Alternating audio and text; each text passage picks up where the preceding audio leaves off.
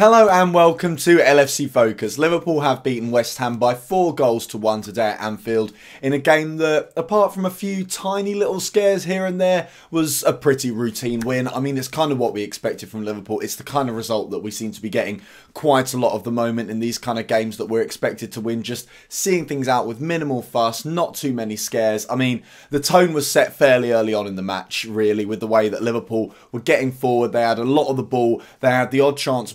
Salah hit the post very, very early on in the game, which suggested early on that West Ham's defence wasn't quite up to dealing with our front three. I mean, the space that they gave Mo Salah with that chance inside the first 2 or 3 minutes when he hit the post was just ridiculous, and they didn't really learn from it. They kept on giving us space, and ultimately we ended up coming away with 4 goals. I mean, obviously you had that early scare with I think it's the Arnautovic chip, which was when the game was still at 0-0. Loris Karius gets a nice hand to that. You know, it's a tiny touch. You have to watch several of the replays before you realise he's actually got anything on it, but that is what tips it onto the bar, and that's what stops Liverpool from going 1-0 down. And I think Loris Karius was very important and instrumental for Liverpool today in that he did what Liverpool need their goalies to do, which is they're not always super involved in the game. They're not making saves every 5 minutes or anything like that, but there are just those single small moments at various points in the match when they need to be alert, they need to be focused, and they need to produce their best possible goalkeeping. And Loris Karius did that today. You know, didn't have much to do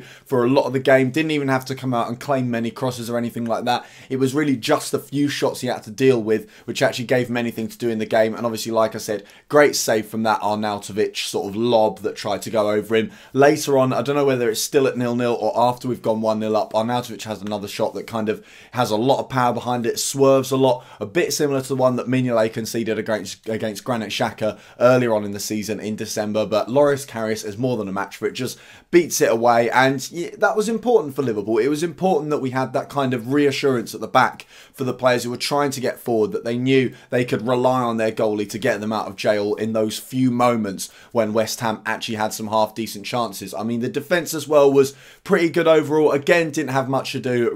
Robertson and Trent Alexander-Arnold pretty much acting as extra wingers in this game, had barely anything to do defensively apart from the odd little cleaning up job when West Ham came forward. I thought Virgil van Dijk was very good, passed the ball forward quite nicely, nice and composed whenever West Ham had a sniff at goal.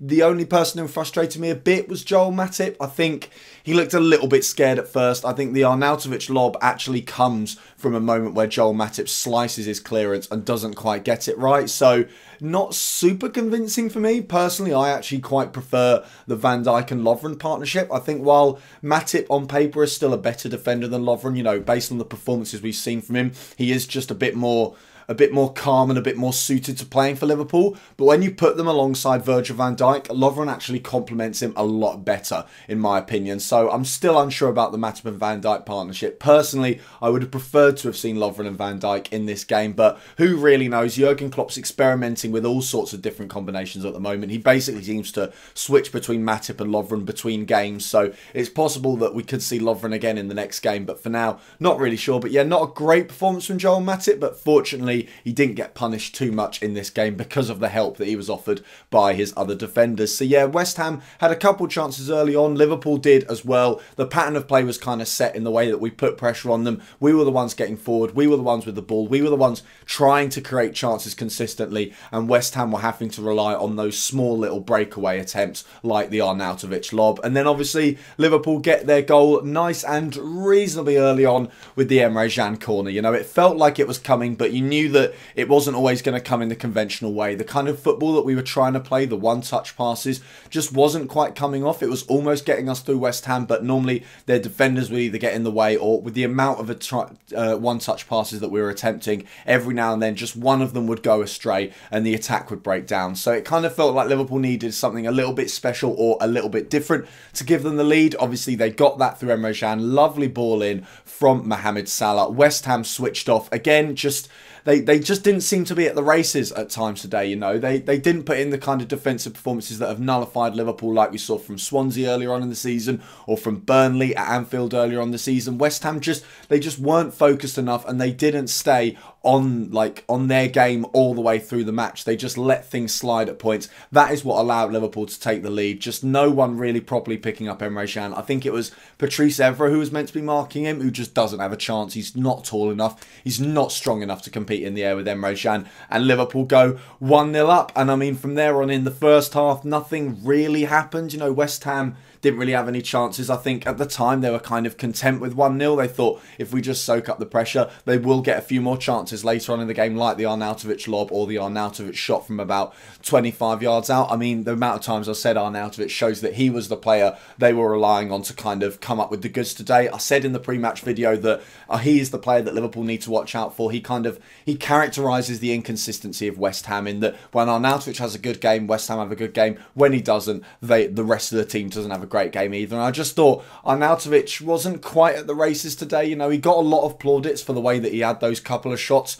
but he really wasn't helping West Ham create enough. There was no hold-up play we saw from him or anything like that. So I think West Ham just struggled to create chances there. But yeah, 1-0, they seemed kind of okay with the result. I think they felt that they always had the opportunity to get themselves back into the game. And then obviously, right at the start of the second half, just after they've come out the tunnel, about 5 minutes into the half, Liverpool go 2-0 up. Some lovely, lovely work from Oxlade-Chamberlain to hold the ball up, who I thought in the first half really was pretty poor, to be honest, Oxlade-Chamberlain. He's winning a lot of plaudits. A lot of people now are saying that he's at least in contention for the Man of the Match award after that game. But in the first half, you barely saw him. He was almost anonymous. And I mean, with the amount of time that Liverpool spent on the ball in West Ham's half of the pitch and in West Ham's third of the pitch trying to create chances, you need your most attacking midfielder, who is Oxlade-Chamberlain in this scenario, to be right in the heart of that and to be instrumental in trying to create those chances. But he just wasn't showing up. You know, it was James Milner more than anyone who was actually getting forward and being involved in the forward play with that front three. So yeah, Oxlade-Chamberlain wasn't having a great game, but then the Salah goal, his hold-up play is fantastic. Just outside the box, he just muscles off all those West Ham players, none of them getting anywhere near the ball, and then right at the perfect time, sends it through to Mo Salah. And as soon as he's in that position, you know what's happening, you know what's up. Mo Salah is scoring once again, and at 2-0, suddenly the game opened up. West Ham knew they couldn't just sit on their laurels anymore. They had to come at Liverpool if they wanted to get some sort of result. You know, they're still in that relegation fight. They need the points. They had a go at us, and the floodgates opened. Suddenly, before you know it, Liverpool have got 3. Another lovely finish from Roberto Firmino, already matched his best ever tally in a single season as a footballer. I think it was 22 he got for Hoffenheim a couple seasons before Liverpool signed him. He's now got 22 in this season with plenty more time. Oh God, I don't know what happened there. Okay, well, Roberto Firmino, yeah, 22 goals already, plenty more time to add to his tally. Another lovely no-look finish. I mean, the guy's just mucking around with West Ham at this stage. Another lovely celebration from Roberto Firmino. I absolutely love the fella. He's turned into a proper finisher, and the skill that he has to just dink it around Adrian like it's nothing. You know, Adrian actually had a fairly decent game today, I thought, you know, especially during that spell around that time when West Ham, they just completely collapsed defensively once Liverpool went 2-0 up. They did not know what way was up at various points. The ways we had so much space, and it's, if there's one disappointment from this game, is that we didn't get more at that stage of the game when West Ham were just leaving so much space, giving the ball away, so complacent with the way that they used the ball around that area of the pitch, and Bobby Firmino exploited it brilliantly. And if it wasn't for Adrian making some pretty decent saves in that stage of the game, then West Ham could have been embarrassed even more today. But yeah, Adrian tries to come out and claim it, let down by his defence once again, but Firmino with just a lovely silky touch round him, barely even touches the ball, but just gets enough on it to bring it round the goalie. And then yeah, the no-look finish. What a cheeky fella. Apparently that's 14% of his goals this season have been scored with no-look finishes. That's 3. I mean, I'm taking this with a pinch of salt, but apparently Pogba's got 3 goals this season. I mean, I'm not entirely sure about that. I'll have to check that stat up. But if he's got 3 goals this season and Firmino's got 3 goals without even looking this season, it just says all you need to know about how much of a brilliant player Roberto Firmino is. And then obviously West Ham get back into the game with that Michail Antonio chance. We just went to sleep a little bit at the back. Like I said, that was the stage in the game where I think both sides got very, very complacent. It comes from us losing the ball in midfield, the players just not releasing the ball quick enough, allowing West Ham to close them down, muscle them off and win the ball back. And before you know it, Antonio's through on goal, and you feel a bit sorry for Loris Karius because after a very good game, a very good showing. You know, he can't really do much with that. The player's one-on-one. He slots it nicely into the far post, out of Loris Karius' reach. You can't get down quick enough to actually stop it. So yeah, disappointed for Loris Karius to lose his clean sheet. But yeah,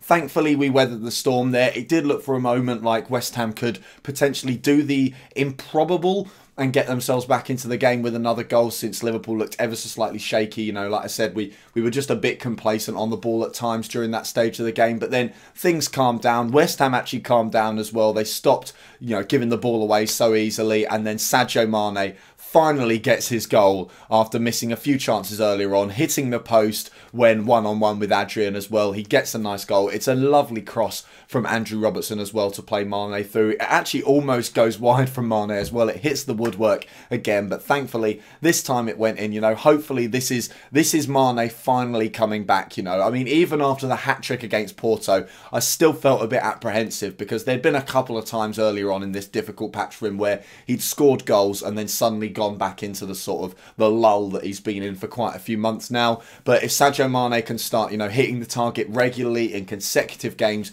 like he's just done now, then we might finally see him coming back to form. And obviously he's matched his tally from last season, so things can't be that bad, can they, if he's already doing that in February. So yeah, a very nice game overall from Liverpool. It was a procession from there on in. There was no threat from West Ham. They knew they weren't getting back into the game after that Sadio Mane goal. We didn't really need to overextend ourselves. I mean, we don't have another game until next weekend, so it's not like we needed to rest players, but Jurgen Klopp, looking forward to the end of the season, you don't want players getting injured. Liverpool are playing so well at the moment. They are the second best team in the land. I mean, yeah, if Man U win tomorrow, they go above us, but you compare us to Man United at the moment, Man U are pathetic compared to this Liverpool side. The way we go forward, the confidence with which this team plays football, and the results that they're getting as well to match the performances they're putting in is absolutely fantastic. You know, Jurgen Klopp is finally getting this team to where I think we all expected it to be. Obviously not challenging for the title just yet. Sadly, that is just because Man City are absolutely brilliant. They've got a wonderful combination of one of the best managers in the world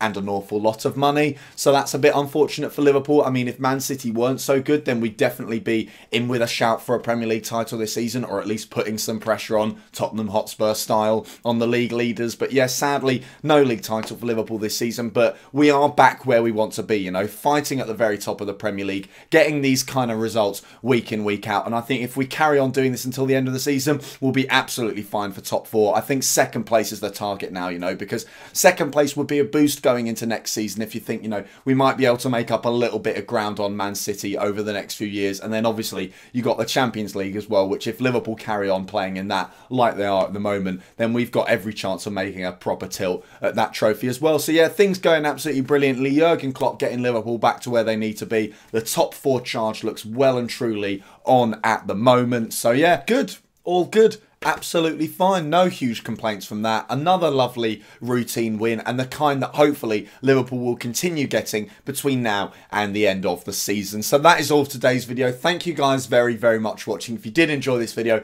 why not give it a like? If you're new around here as well, hit that subscribe button there. Check out some of the other videos that have been out on the channel over the past few days as well, and I'll be back very soon for the pre-match content for the game against Newcastle. And don't forget to follow at LFC Focus TV on Twitter as well. Until that pre-match content for Newcastle, bye for now.